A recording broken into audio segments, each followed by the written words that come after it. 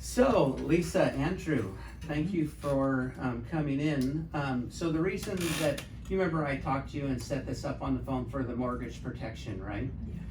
So the only time I get these forms is either there's a new purchase, a refinance, or a line of credit. So is this a purchase? New purchase. New purchase. Yes. Okay, and so is it a 30-year? Got it. Okay.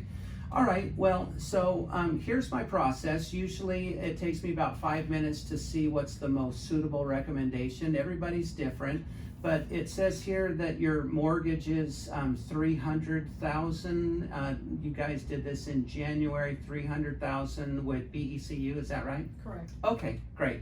All right, so the objective here is to make sure that in the event of your death or disability, just like it says on the form, to make sure that your stuff stays with your people, so to speak, right? Does that make sense? Yeah. Okay, so monthly household income, approximately, what would you guys say is a monthly household income? 13,000. I make 5,000. So and I'm making about 12. So about 16,000. 16, okay, and so you're 12 of the 16? Okay, so 12, and then Andrew, you said you were 5, or? About 4. About 4, okay. All right, very good. And then how much is the mortgage? 3,300. 33, got it. Okay, and then you said it was a 30-year. So are you guys making just one monthly payment? You are, Yeah. okay. Yeah. Now you know that you can save yourself some money if you make 2 half payments. So if you're 3,300, and so that's what, 1,650, somewhere in there, right? Yeah. So if you did 1,650 every 2 weeks, here's how it works. And this is not my math, this is the lenders, checked with them. I actually do this myself, to tell you the truth. So a 30-year mortgage, and there's 52 weeks in a year. And so that means there would be 26 half payments every other week. 52 and a half is 26. So 26 half payments means 13 full payments. So 1 extra mortgage payment, but it's spread out over the course of a year. So it's still kind of head faking your budget a little bit. So it feels like it's still the 3,300 from a budget standpoint. Okay. But it actually shaves 7 years off the life of a 30-year mortgage. Wow. So, I mean, that's real math. Let me just look at my little computer here and do some quick numbers for you. So 3,300 times, times 12 times 7. So that's $279,000. Unless my math is off.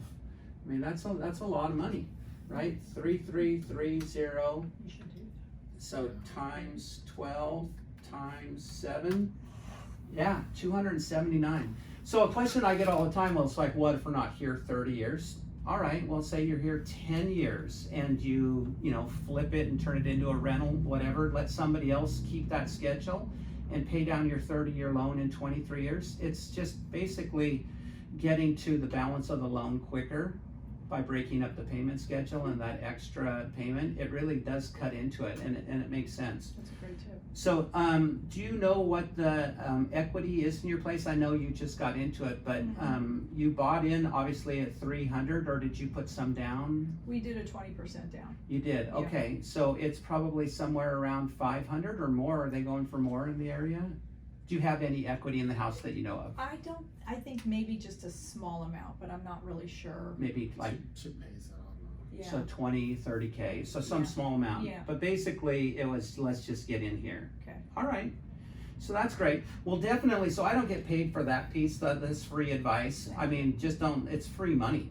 So here's how you talk to your lender, you say, I wanna go on an every other week schedule, they'll squawk at you. I did this with Loan Depot, and they squawked at me, and I pushed through it, and I said, just send me the form. They did.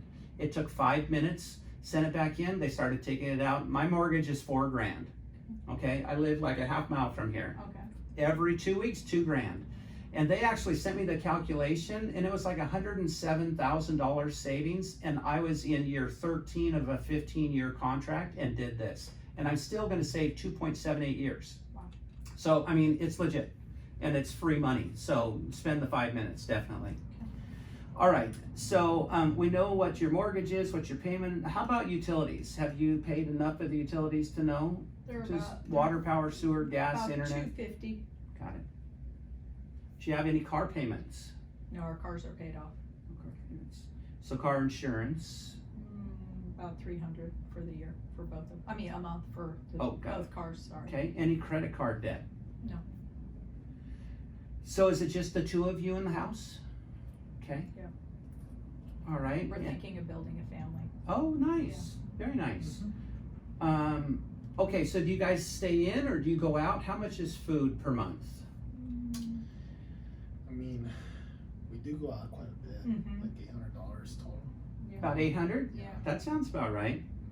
Yeah, well, enjoy it while you can. I've got 3 kids and 5 grandkids, so go out as soon as you can, as often as you can. Though you're looking to start a family, those days may be over soon, yeah. That 800 may stay the same, but it'll move around a little bit. All right, do you guys drive a lot? How about gas? How much is gas in a month? 200. Couple hundred? 200. Yeah, like 50, 60 bucks to fill up? Yeah. All right, charity, do you give on a regular basis? Friends, family, church? About 500 a month. Got it. You're a charitable group, I like that. Any miscellaneous bucket here? Student loans, travel budget you set aside, any healthcare issues, the medication costs?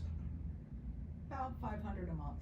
Okay, so a student loan, Just in miscellaneous. just extra Yeah, stuff, just yeah. kind of a catch-all. All right, that's fine. All right, so let me do some math. We got 16K minus 3, 13. So it looks like, and so that the 4 and the 12 was gross. Okay, so we can knock off probably 25 just conservatively there. So 16 and 14. So it looks like we have about $10,000 left over after we pay the bills. Does that sound about right? Yeah. Okay, so does that go in the bank? Are you guys savers? On any given Tuesday, if you poke your nose in the bank, what do you normally see as a balance? Just an average. 8,000. About 8? Yeah, about 8,000. Okay. Yeah. So you've got disposable income of 10 and 8's in the bank, so you guys probably went all in to get into the place. We So did. let's make sure that we keep you in the place, right? Yeah. All right, so now I know why I'm here, right? Okay, so the next section of this is, do you have anything that looks or acts like life insurance? And what I mean by that, in the event of your death, would anything that you have from an investment, 401k, IRA, have a death benefit that would go to a beneficiary? Any 401ks in the house? We both have 401ks. Oh, you do? Yeah. So do you know approximately how much you have in yours, Lisa? I think mine's about 412. 412, okay. Andrew's is about 260. Ooh, nice. So you've been at this a while, great. IRA, money market, annuities, CD stocks, just the 401ks? Just the 401. Okay, and so what do you think about this market that we're in? Does it make you nervous at all? Very It's much. been pretty crazy. Big real crazy. So you've been in these a while, I can tell with Yeah. those numbers. I do a lot of these. We're not talking about that here today, but if the market makes you nervous, if I could show you something that would remove market risk but still allow for upside gain, does that sound something like you'd be interested in? All right, so just remind me before we're done here to set a follow-up to talk about protecting your hard-earned money for retirement, okay? Okay. And we'll get back to this. Okay. All right, do you have any life insurance presently? We don't. You don't? No. So nothing at work? Don't you have something at work, honey? Yeah, but it's just like $10,000. That's Okay, so Okay. you've got I call them rental policies. So as long as you're there, it's great. It's kind of like a company car. When you leave, you have to give the keys back. It's not your car. This is a benefit while you're employed there, which is great, but you don't own it. Everyone would rather own something than rent something. Lisa, nothing for you? No. No benefit, okay. And then identity protection, it's just on my list of things here. Do you have identity protection in the house? Do we have? I don't think we I don't think we do. Okay, well, we can talk about that for sure. It's the fastest growing crime in the United States. It's Okay. really inexpensive, takes just a second to put in place. So if that's of interest, I'll just circle that and we can definitely come back to that. All right, so now we're gonna talk about your health. Any medications? Vitamins. Vitamins? Yeah, no medication. So no heart attack, stroke, cancer. Do you do risky things? You like cave divers, weekend daredevils, on your way to the Sudan anytime soon? No. No criminal history? No. I'm gonna have to give you an A+. Wow. Same thing for you, Andrew, A+. All right. Fantastic. All right, so here's the deal. At this point, my business card's there. What I do is on the front. Who I do it with is on the back. So here's all the carriers as a broker that I represent. They're all A-rated, which means that they're, over 100 years old. They pay their bills, right? You don't want to outlive your insurance carrier. So they've been here for generations. And an A rating means that an independent oversight group, Fitch, Moody's, AM Best, Standard & Poor's, they give scorecards, kind of like Yelp or Better Business Bureau, but for people that handle money, insurance companies, banks, credit unions, that kind of thing. So they're all old and they're A-rated or better. I can put anybody on the back of my card. I choose household names. So it's my job to make the best recommendation for you, but and I have been narrowing in recommendations as we've been talking across those carriers' product mix. But these are the 5 things that I do, and today, like we talked about, we're focused on mortgage protection. So that's yours to keep. Now, here's how insurance works. In a house, there's 3 types. There's property and casualty, that protects your stuff, fires and floods. And then there's PMI, that's the bank lender protecting the bank. People often confuse PMI with what I do. Private mortgage insurance is something that the lender can offer. If you miss a payment, they'll step in to preserve your credit, but that's not to pay off your house, that's not to protect you. I am the one that represents the 3rd and final kind of insurance in a home, and that's mortgage protection life insurance. So, by the way, at your age, at your earning potential, the biggest asset in this house is in fact you. It's not your house. It's a nice house, but it's you. We're here to protect you in case of death or disability. The people that are still alive need to be taken care of, and so that's why we're here talking about this. So there's 3 kinds of insurance. There's term. So term starts and ends. Typically comes in 10, 20, 30-year increments. It can be chopped up in 5 years, but it's essentially 10, 20. It starts and it stops. And have you heard of term? Mm-hmm. Okay. So term is typically the least expensive, the shorter the period, essentially risk. The less risk the insurance company takes on, the less you'll pay. So you're managing risk, that's why we're sitting here. They are also managing risk. So this is all about managing risk. With term, it starts and ends 10, 20, 30, and it can come with stuff or no stuff.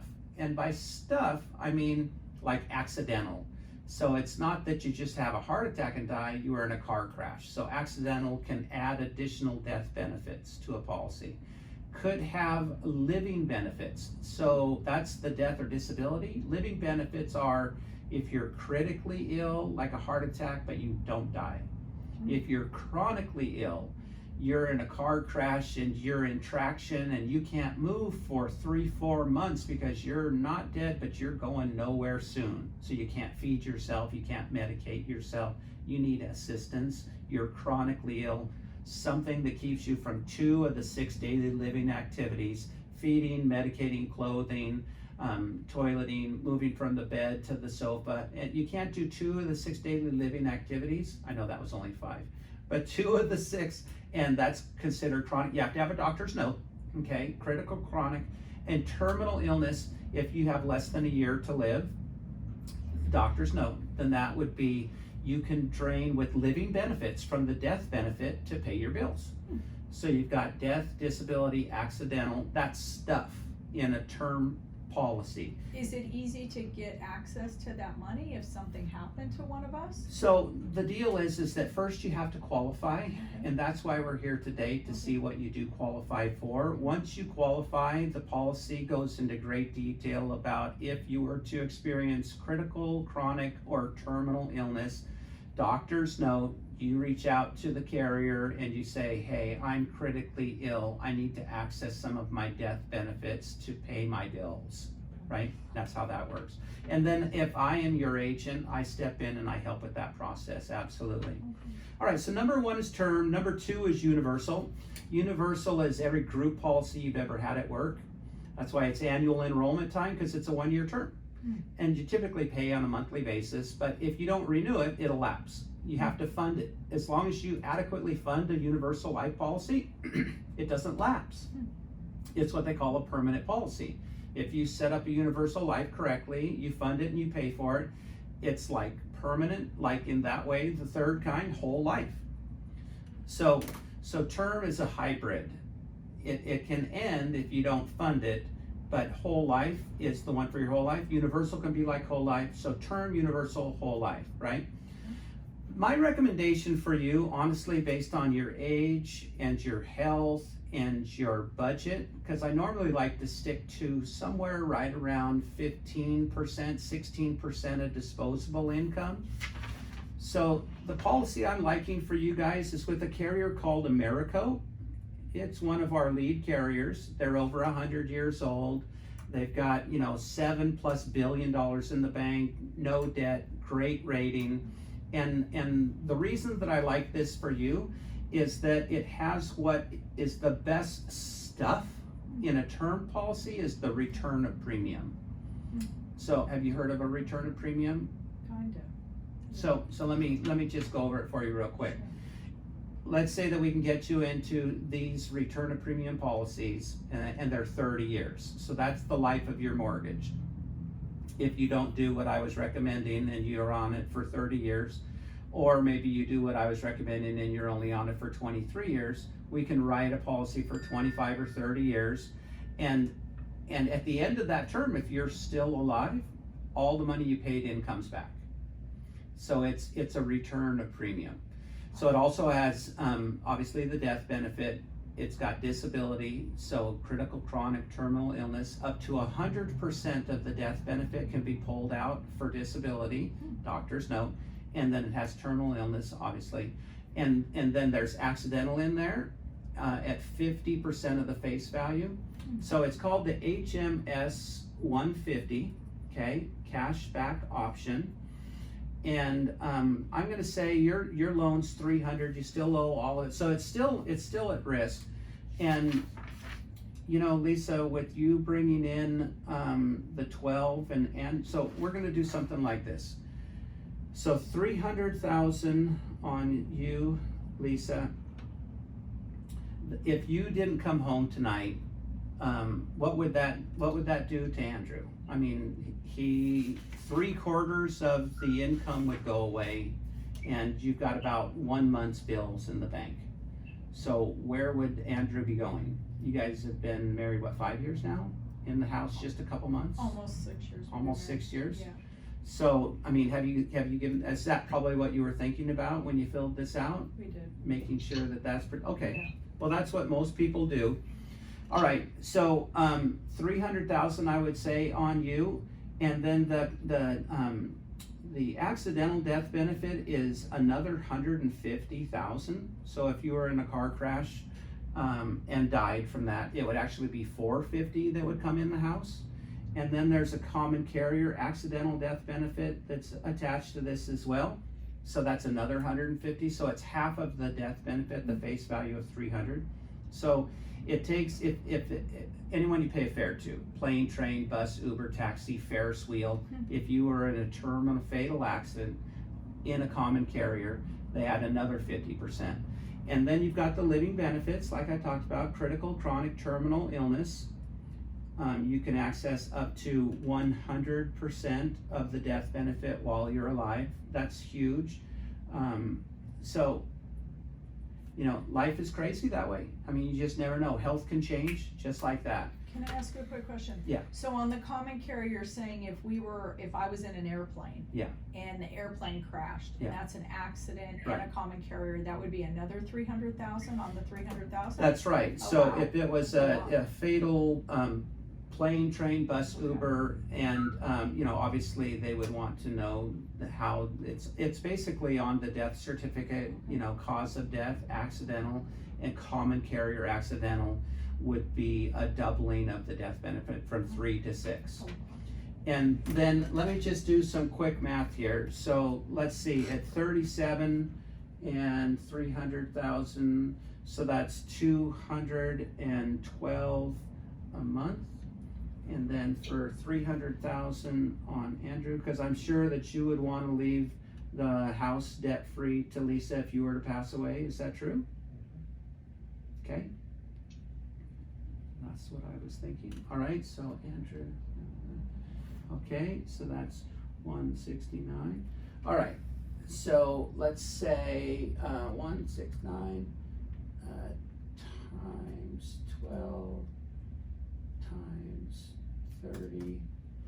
So 60,840. And then Lisa, for yours is 212. So 212 times 12 times 30. So yours is 76,320. All right, so the most that Lisa, you will pay for your $300,000 policy is 76,000.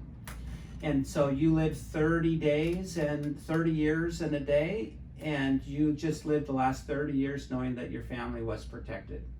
If anything happens to you, death or disability, you've got at least 300,000 or more that's going to be putting the family in a great place, totally protected. And if nothing happens, then all the 76,320 comes back to you like you never spent a dime.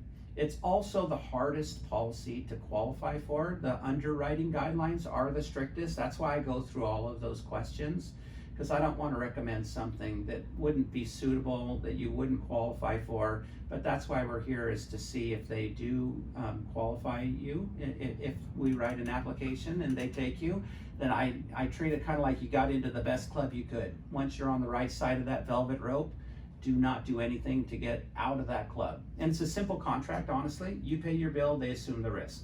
You don't pay your bill, they don't assume the risk. So you're saying if we do these policies with you, Brad, that if we outlive them, we're Mhm. gonna get all our money back? Right. All of it? Is there any taxes on that? Or? So no, it's a tax-free death benefit, and when the money comes back to you, it's not taxed either. So let's say that you made one $212 policy and you were in that plane crash. And so obviously within the first 2 years, that's the contestability period. They're gonna look, obviously. It's like you made one payment and they owe 600,000, they're gonna look. So anywhere between the first payment and the last payment, my point is that in the 30-year term, you either are going to die or you're not. I mean, everybody dies. When? Nobody knows. It's a 50-50 chance. Either you're in the window or you're not. So we're going to protect you for that window. And if you survive it, then you get compensated with like you never paid for it. And I always get the question, then what do I do? Well, buy yourself a little final expense policy. You're sitting on 76 grand in your case, 60 grand in your case.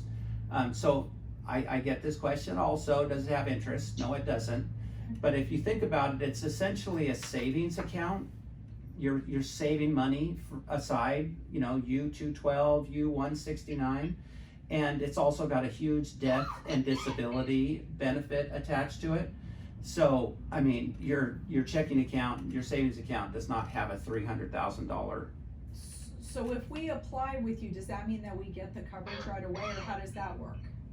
Okay, so what that means is that we submit an application, Okay. and if they take you, it's going to be an instant approval or an instant decline. So we know right away whether or not they are going to take you. So it happens right here at the table. Oh, wow. Yeah, I'm the field underwriter, and so it takes probably about 10 minutes each. So what I need you to do is grab your IDs. Well, wait a second, we just wanna talk about it. Do you wanna do this, honey?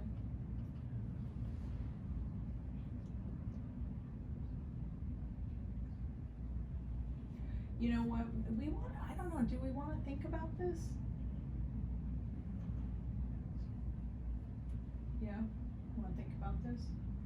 I think that we wanna think about it, That's great. yeah. So, I've probably done 1,000 of these meetings, and that's a pretty common objection, is that, wow, this is all new, and I'm not sure that, I mean, do you have anything that I can read? Can I be honest with you? I mean, because, you know, I like you guys, and I wanna protect this family. I used to hand out all kinds of literature, guess what, nobody reads it. And the very few that read it don't get back in touch with me. They either don't know what they're reading, they're not reading it, or I never hear from them again. So here's the thing. These are just numbers. They're not your numbers until you're approved. Does that make sense? Right, so you're saying that there could be a chance that we're gonna pay more than that, or less, or? No, it's binary. Okay. Yeah, so that's what it would be if they took you, but Okay. I never know until we actually apply. That's why we're here, is to get you covered. So the process is like this. I have to see IDs. I write an application for each one of you, takes about 10 minutes. The first process is, you know, name, address, social security number, and then we do a HIPAA authorization. So these are non-medical policies. There's no blood or urine, but they do check 2 databases. So it's all electronic underwriting, simplified issue is what they call it. And we will know whether they take you right here at the table, okay? And so they're looking in Milliman's IntelliScript, and they're looking in the Medical Information Bureau database. In between your prescription history and your doctor visits, hospital stays, by law, all that stuff is logged. We will know if they're going to let us proceed within like a couple minutes. And then there's some qualifying questions that are risk-based that I was kind of asking you, you know, criminal history, traveling to Somalia, base jumping, that kind of thing, because it's all about risk. If we can get through that and they still approve us, we still don't know until we put in how are we going to pay and the final decision. And then upon the final decision, like I said, once you've proven insurability and they pull a premium, which we're gonna do today to see if they can get you in, once you're in, I own the same policy, by the way. I own 5 policies. I sold them to myself. The first one I sold to myself, this one. And the reason that it's my favorite is because no matter what I do, I win. I mean, if I'm dead, I'm hoping I'm going to heaven, my wife's taken care of. If I become disabled, my bills get paid. I don't have to hurry back to work. If nothing happens, I get all my money back. And I'm on a 30-year term as well. I sold it a week before I turned 56, so I could still get the 30-year term. At age 56, it drops down to 25. 25. And I wanted the 30-year. And so I'm paying about $500 a month because I got it when I was older. I'm still healthy, I got a budget, but at the end of 30 years, I'll have put in 180K. So I can guarantee you when I'm 83 and I've got a cold and it's like, oh, this one's gonna take me down. No way. I got 180,000 reasons to make it to my 85th birthday. I want to live 30 years in peace and get all my money back. Does that make sense? Yeah. Okay. So does that make sense that the whole, I just want a number? Yeah. Because I'm not an advertisement, I'm not the sales guy that's just running around giving quotes. You can get quotes on TV or the newspaper, internet. And by the way, those are interesting numbers, but they're not your numbers until you qualify, okay? I always tell people it's not a toaster. You're not just gonna say, well, you know, I think I like this one or this one, that one seems a little expensive. You don't need to health qualify for a toaster, right? This you have to qualify. And this is the hardest policy to get in. If they let you in, do everything you can to stay in. I know I do. It's absolutely an asset, not an expense. It's money well spent, in my opinion. What do you think, Connie? Should we just apply, see if we get approved? What do you think? Oh no, I'm gonna leave it up to you. Last time I told you to make a decision, you got mad at me, and I don't want that. Okay, I'm sorry about that. Okay, yeah, we're gonna apply.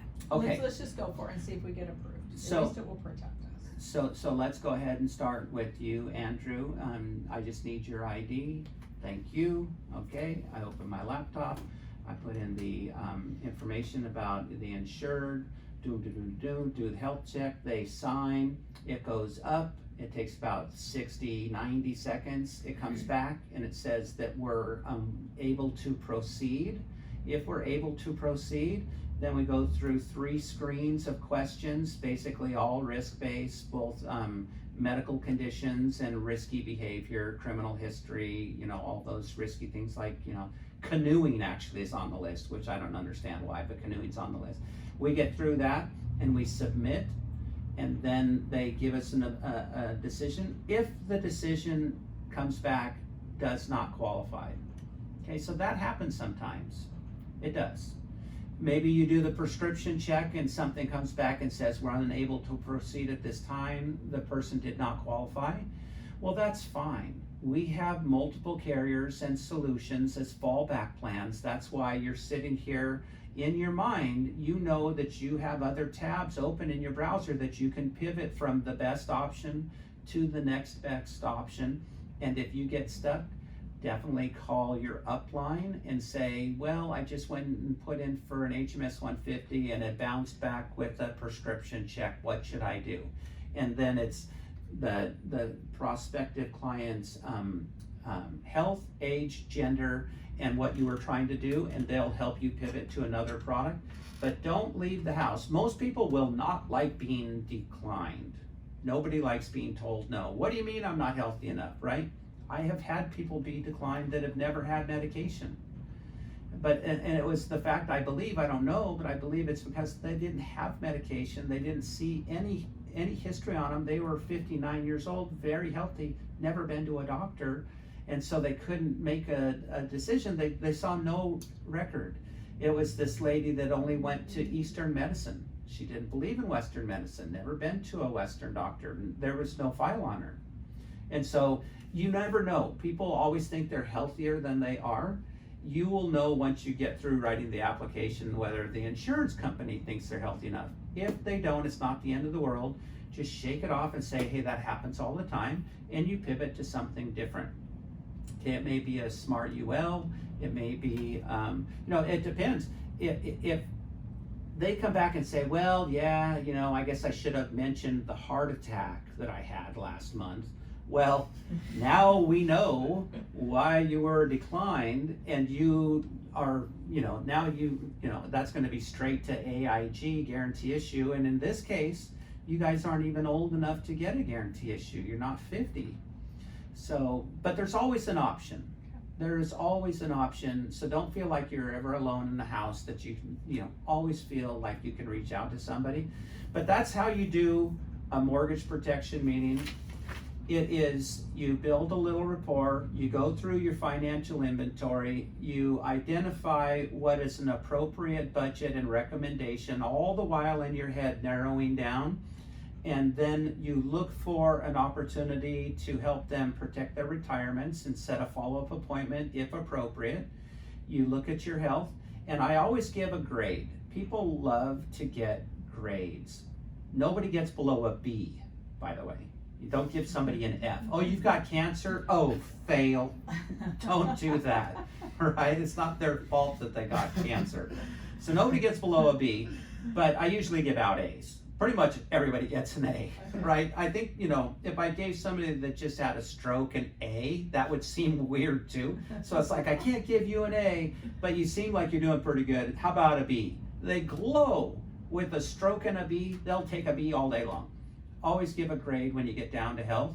And you're usually going to find some prescriptions and some, conditions. And if you're unsure, reach out to your upline. The objections we normally get in the house is that I want to think about it.